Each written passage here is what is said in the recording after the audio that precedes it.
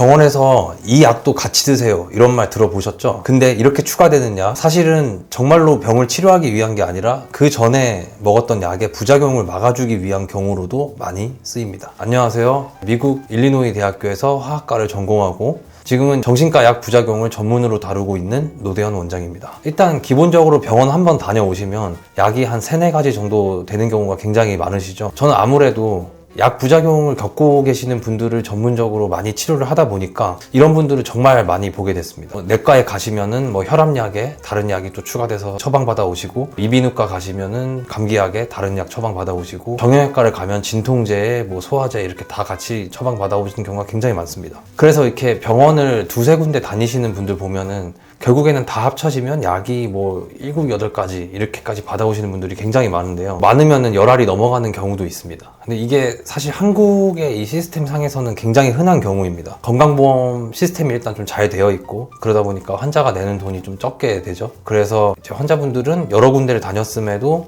의사 선생님께서 처방을 해주셨으니까 아무 생각 없이 그냥 먹어야지 하고 드시는 경우가 굉장히 많습니다. 근데 혹시 이 약들이 과연 다 진짜로 필요한가? 라는 생각은 한 번쯤 해보시지 않으셨나요? 결론부터 말씀을 드리자면 불필요하게 드시는 약이 있을 수가 있습니다. 처방 연세라는 말이 있는데요. 그렇게 어려운 개념은 아닙니다. 이 구조는 매우 단순한데, 예를 들어 약을 하나 먹습니다.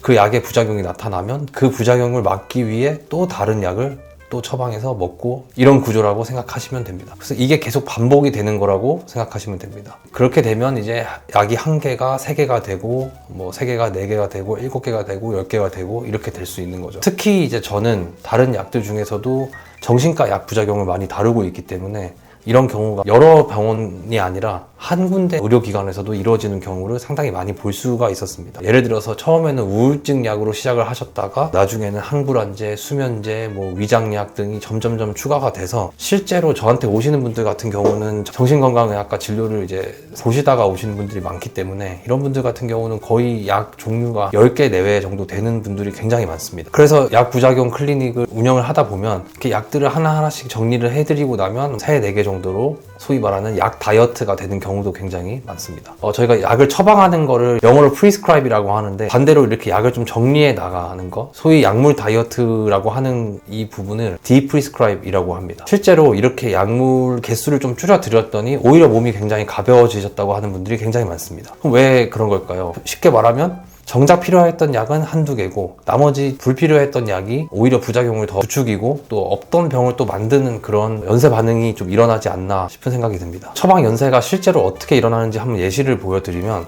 가장 흔한 패턴이 하나 있습니다. 예를 들어서 허리가 아파서 정형외과를 가십니다. 소염 진통제를 처방받게 됩니다. 그래서 이 소염 진통제를 먹으면 통증이 줄어드는 대신에 위장을 자극하게 됩니다. 그래서 위장약이 하나 따라오게 됩니다. 여기까지는 괜찮아 보입니다. 왜냐면 일반적인 상황이고 그리 위험해 보이지도 않고, 하지만 이제 좀 극단적인 상황을 말씀을 드리자면, 소염 진통제를 먹으면 특히 오래 장기 복용하시는 경우 혈압이 올라가는 경우가 굉장히 많습니다. 그래서 혈압이 올라갔으니 또 이제 혈압약이 추가가 됩니다. 그런데 혈압약을 먹으면 부종이 많이 생기는 경우가 종종 있죠. 그래서 이뇨제가 추가가 됩니다. 이뇨제는 요산을 높이게 됩니다. 요산 수치가 높아지면 통풍이 오게 되죠. 그래서 또 통풍약이 또 추가됩니다. 처음에 허리가 아파서 진통제 하나를 먹었는데 결국에는 총 5알이 되어 있는 겁니다. 이걸 비유하자면 집에 불이 났는데 화재 경보기가 울리니까 일단 화재 경보기만 끄는데 급급한 상황으로 비유를 해서 생각하시면 됩니다. 약이 하는 역할이 이런 경우가 굉장히 많습니다. 특별히 심한 약이 있냐고 이제 물어보시는 분들이 계시는데 있습니다. 이제 한 3가지 정도가 있는데 여기서 1가지 정도만 집중적으로 좀 말씀을 드리도록 하겠습니다. 바로 항불안제 또는 수면제인데요. 신경안정제라고도 불립니다.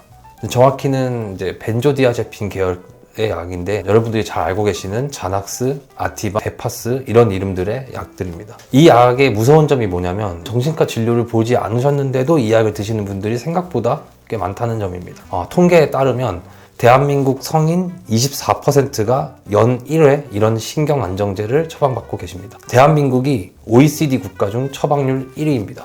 저도 학창시절에 이 계열의 약에 좀 의존하게 돼서 힘들었던 경험이 있습니다. 요즘에 이제 내과에서 잠이 안 온다 하면 처방되는 경우도 굉장히 많고, 이비인후과에서도 처방을 받는 경우도 있고, 심지어 정형외과에서도 종종 통증을 줄이기 위해서, 근육 긴장을 풀어주기 위해서 그런 목적으로 처방되는 경우도 굉장히 많습니다. 그래서 제 환자분 중 한 명은 허리가 아프셔서 유명한 정형외과 병원을 찾아갔더니 이 약을 처음에 처방받으셨다고 합니다. 알고 보니 환자들이 느끼는 이제 통증이 나았다, 이런 느낌보다는 어떻게 보면 통증을 못 느끼게 신경 안정을 해주는 그런 용도로 쓰이고 있었던 거라고 생각하시면 됩니다. 그래서 결국에는 유명한 병원이라고 소문이 났다고 합니다. 그리고 이제 약국에서 일을 하시는 제 지인분이 이런 말씀을 하셨습니다. 환자분한테 이 약이 이렇게 많은 거 아셨냐고 하니까 전혀 몰랐다고 그런 에피소드를 좀 전해주신 적도 있습니다. 일단 이 약은 먹으면 굉장히 짧은 시간 안에 불안이 사라지고 잠이 오게 됩니다. 그래서 이제 효과가 너무 좋다고 말씀드릴 수가 있는데, 문제는 내성과 의존이 생긴다는 점입니다. 처음에는 반알이면은 이런 증상이 해결이 됐는데, 그게 결국에는 시간이 지나면서 한 알이 되고 용량도 높아지고 약의 종류도 좀 추가가 되고, 이렇게 처방 연쇄가 되는 겁니다. 그리고 이 약은 가장 중요한 것 중에 하나가, 끊으려고 하면 금단 증상이 나오는 경우가 굉장히 많습니다. 못 자는 건 물론이고 온몸이 떨리고 식은땀이 나고, 어떤 분은 거의 끊다가 죽을 뻔했다, 이렇게 말씀하시는 분들도 있습니다.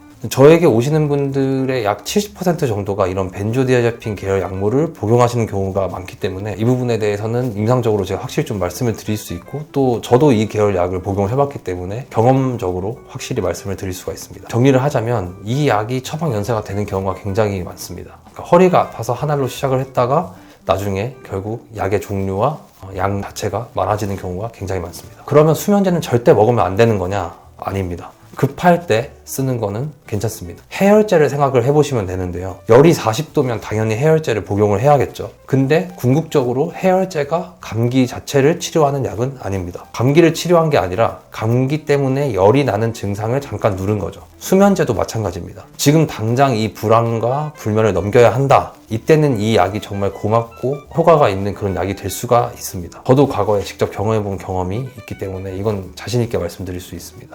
문제는 응급처치로만 쓰여야 되고 또 단기 복용으로만 쓰여야 되는 약인데, 이 약들을 계속 장기 복용을 하게 되는 건 결국 이제 밑 빠진 독에 물을 붓는 거나 마찬가지라고 생각하시면 됩니다. 물을 아무리 부어도 이제 독이 차지가 않습니다. 왜냐면 응급처치로 써야 될 약을 계속 쓰기 때문에 그런 거거든요. 그래서 이제 그걸 쉽게 다시 또 설명을 드리자면, 밑을 못 막는다는 건 결국 원인이 치료가 안 된다는 말입니다. 그 원인이 뭐 스트레스인지 자율신경의 문제인지 아니면 또 다른 약의 부작용인지, 그 원인에 따라서 해결 방법은 완전히 다릅니다. 그래서 처방 연쇄인지 어떻게 알 수가 있냐? 간단한 방법이 하나 있습니다. 지금 드시는 약을 한번 쭉 나열을 해보시기 바랍니다. 그리고 각각의 옆에 이 약을 내가 왜 먹기 시작했는지를 한번 적어보세요. 요즘에는 이제 약 이름이나 성분면만 검색을 해도 잘 나오고, 어떤 경우에는 그냥 알약을 사진만 찍어서 챗 GPT나 제미나이 같은 AI에 물어보셔도 어떤 약인지 알려주는 경우도 굉장히 많습니다. 그래서 이 약은 왜 먹기 시작했지? 라고 스스로에게 물어본 다음에 만약에 이 질문에 대한 답이 안 되는 약이 있다, 그러면은 이 약이 불필요하게 추가된 약일 가능성이 매우 높습니다. 이게 실제로 가끔씩 제 환자분들과 제가 진행을 하는 방법이기도 합니다. 위에서 말씀드린 것처럼 약을 막 열알 드시던 분이 원인을 추적해보니 진짜 필요한 약은 한 2-3알 정도였던 경우도 있습니다. 그래서 정말 필요한 약을 제외한 모든 약들을 천천히 줄이는 작업부터 시작합니다. 저도 유튜브를 보다가 한 신경과 전문의 선생님께서 남긴 댓글을 보았는데요. 이분은 이렇게 말씀하셨습니다. 약 정리만 잘 해드려도 인지가 좋아지고 생활 능력이 좋아집니다. 이게 정확히 제가 하는 일과 비슷해서 무척 반가웠던 기억도 있습니다. 결국 꼭 필요한 약을 제외한 모든 약을 줄이는 게 가장 안전한 치료법이다 라는 말씀을 드립니다. 그리고 이게 충분히 가능한 일이라는 걸 많은 분들이 모르고 계십니다. 지금까지 처방 연쇄에 대한 설명을 드렸는데요. 여기서 오해하시면 안 되는 게 하나 있습니다. 지금 드시고 계시는 모든 약들을 한 번에 다 끊으시면 안 된다는 것입니다. 당연히 지금 드시는 약이